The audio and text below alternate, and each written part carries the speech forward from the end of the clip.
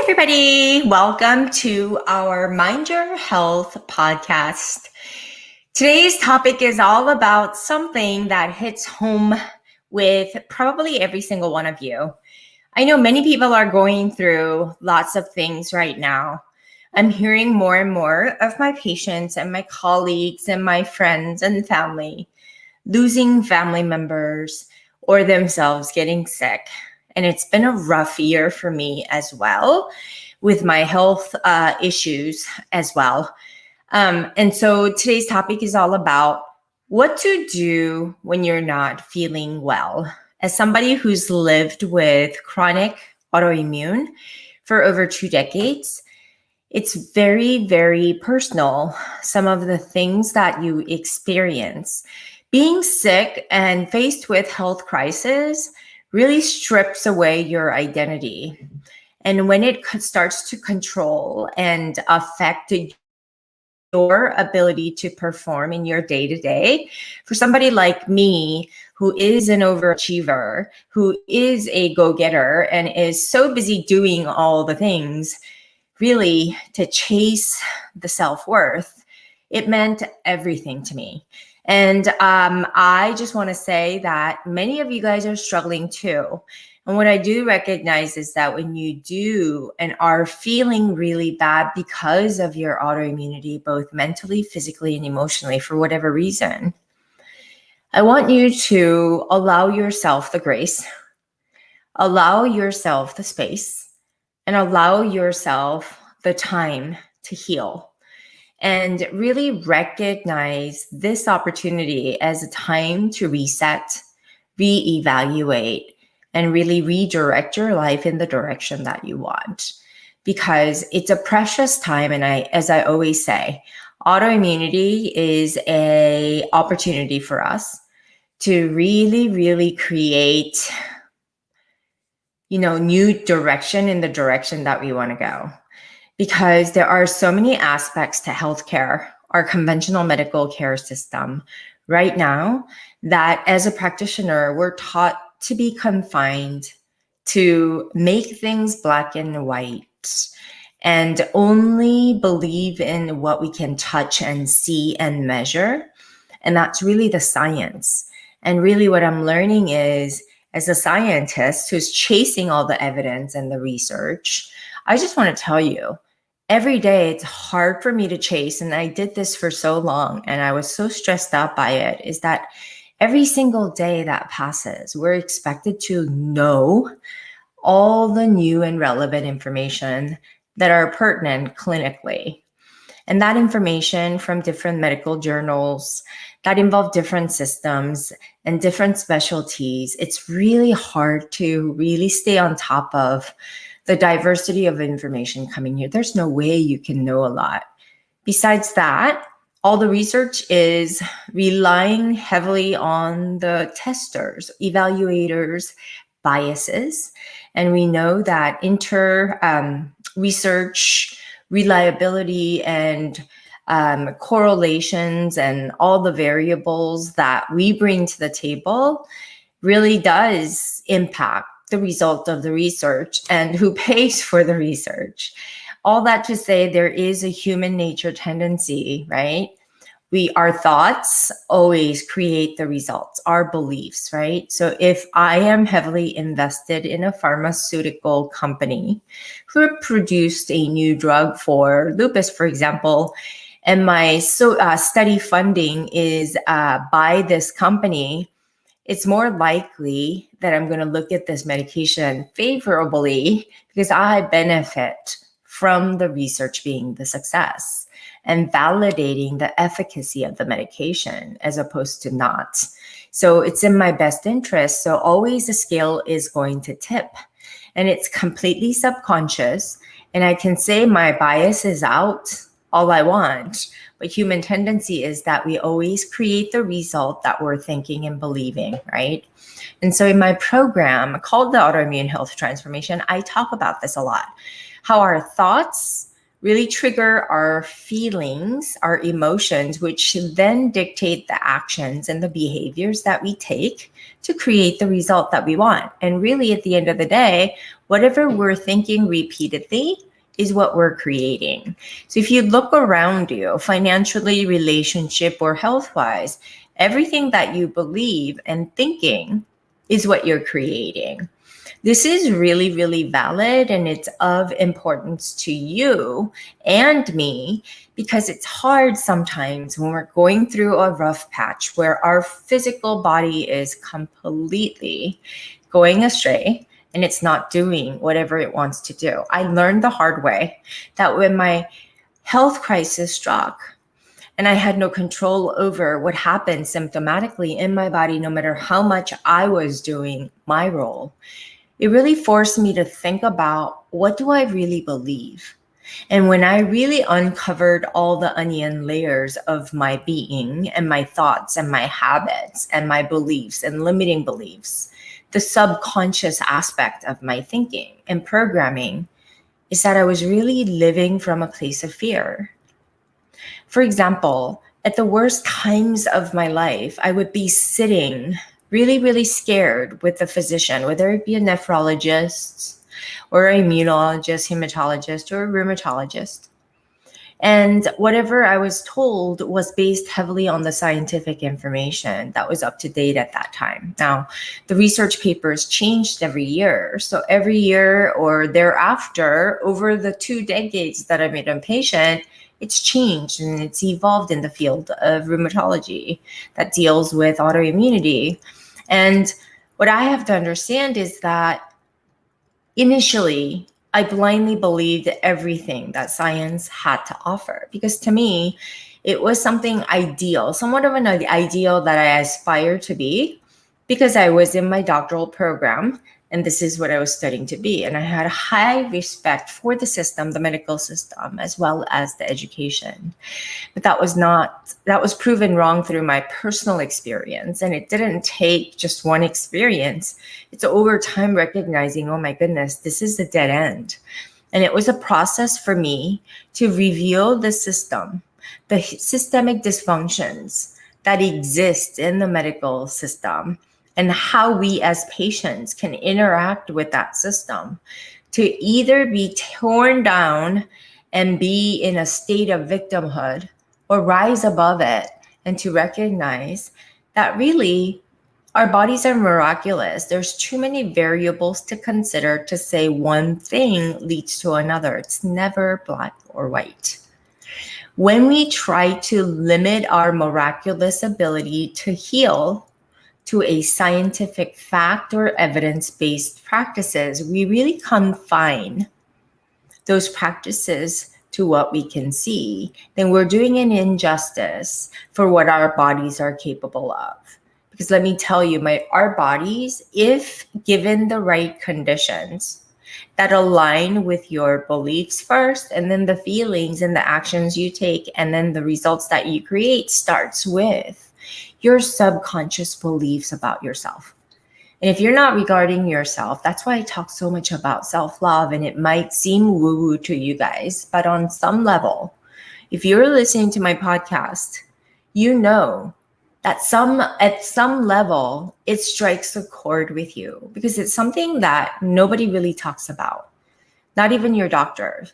I don't think, for as well-intentioned they are, like they're my colleagues, they're my friends, and they are wonderful human beings, but there's a limit to what they can do.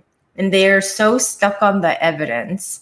And when I try to intellectually understand what's going on pathologically in my body, and I want an explanation for how to proceed, and all I'm given is a necessary evil that's going to toxify my body to reduce the symptoms, that makes me feel like, well, it's not really helping. What's the secondary side effects? And when we talk about the side effects of some of these immunocompromising medications in the light of COVID, it makes me nervous, right? Because when you depress or suppress your immune system, which are most of the medications for autoimmunity, then you're at greater risk. Not only that, you have greater risks for cancer and all the fine line side effects that goes along with these toxic medications is one that we cannot ignore.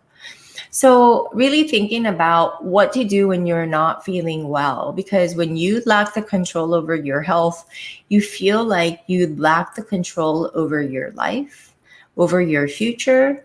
And then you start to get and focus on the things that you cannot control.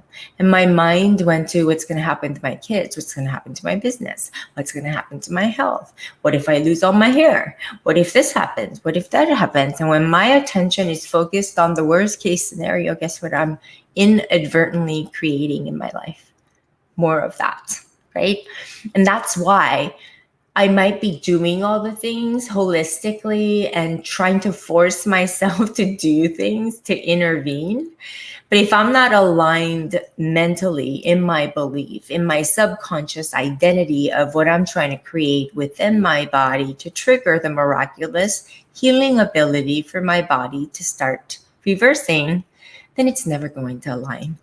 I hope you guys understand that. It's almost like the driver gets into the driver's seat, not knowing where the hell he's going.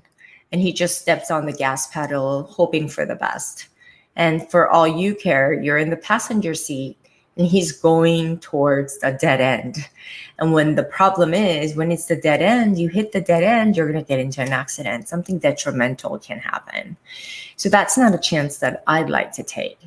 Because when fatigue, pain, fear, frustration, prevents you from living a productive life, I personally went into self-judgment, self-betrayal, and really lots of self-loathing. And I kept telling myself, and it wasn't so obvious because it was very subtle, and I kept telling myself how lazy I was being, how unproductive I am. How could I not do the things that I said I was doing? And then I would degrade myself more and more to cause this self-deprecating sort of this scenario in my head, which is so familiar to me because I grew up in a family where it was very hypercritical. Everything I did was never good enough.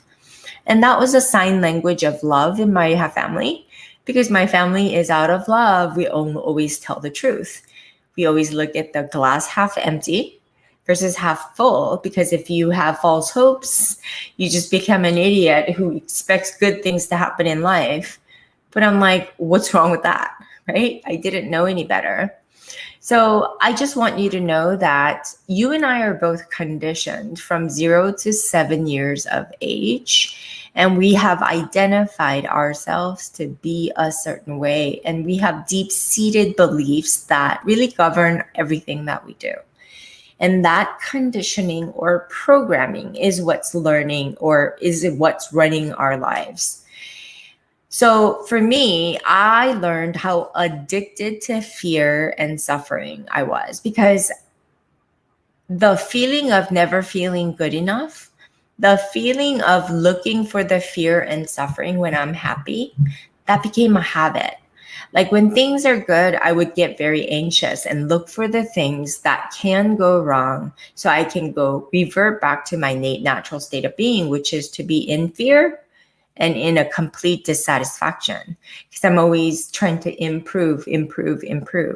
But inherent to that was me telling myself I was never good enough, right? I'm not lovable. I'm not perfect. There's always a lack of who I think I am. And that was causing a lot of suffering, unnecessary suffering. And the exact opposite is what we promote in our program, because if you don't really reprogram your identity and really peel off the layers of the onion to really look at with full truth and transparency of what you truly believe about yourself, you'll have a breaking moment where you realize, oh my goodness, it's as simple as turning that around and being relentless about changing the beliefs that you hold about yourself. And that's the only difference, is you choose what's unfamiliar, You choose what would serve you. You choose. Everything in life is a choice.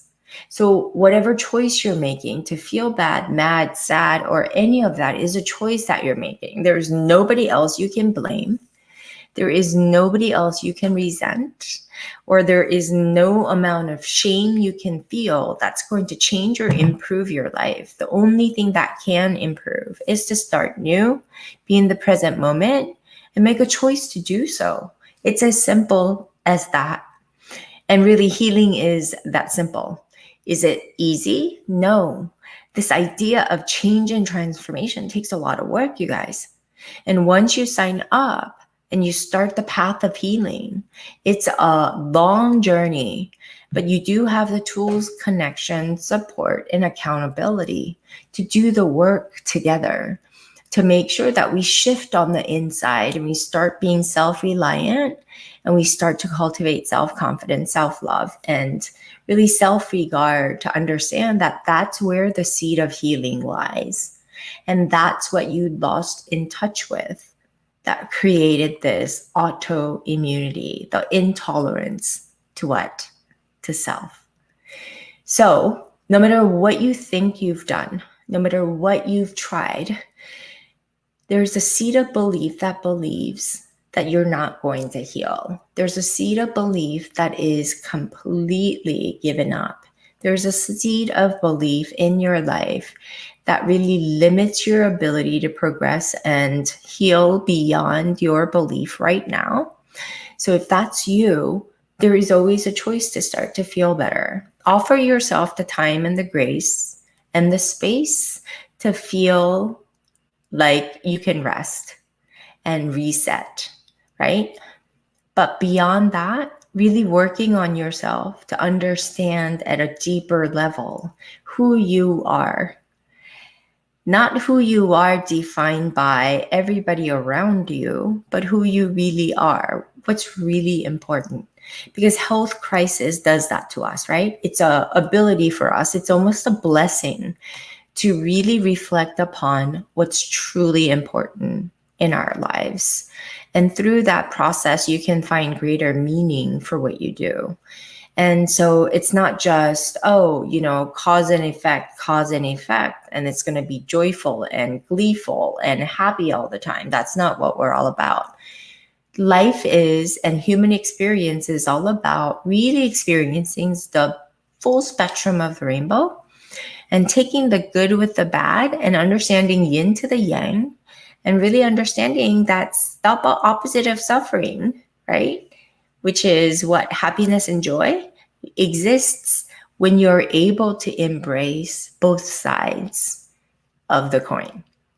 So it is in this wisdom when you can elevate your consciousness to a level where you can really redirect your mind and really wholeheartedly connect your mind to your body that you can heal.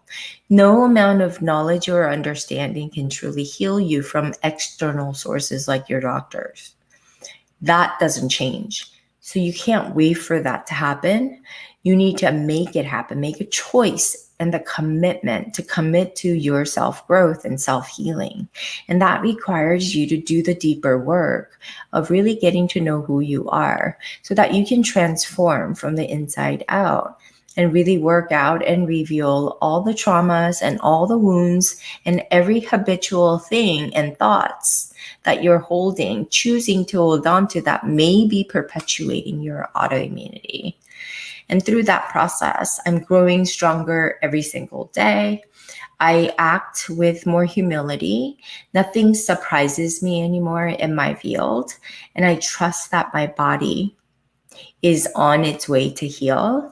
And when it tells me something's alarming and something's going off, I know that it's trying to tell me something. It's a message that it sends. So gratefully, I sit and listen, or take a listen, or take a rest, and give myself some grace to really understand what my body is trying to tell me. And then rethink my ability to generate the healing power from within by relying and really reinforcing the belief I have in miracles. Because miracles are so much better, and living from possibility is so much better than the black and cause and effect of limited science that tries to confine us to a certain concept or symptoms or break things down and separate always. So I want you to expand beyond the beliefs of limited healing. And in order for you to truly heal, you're going to have to unlock within you the healing power. And only then can your body starts to create the healing energy from within. And you couldn't ask for a better healing ability or healing trigger from within. If you like this podcast, please, I hope you subscribe and really leave us a review. It really helps us to reach more people, to really enlighten many more of you, to really find the strength from within and shift from victim mindset to an empowered healer mindset that really can create and cultivate self-love, which is a necessary ingredient for health and healing. Thank you so much for listening, and I'll see you guys all next week. Bye for now.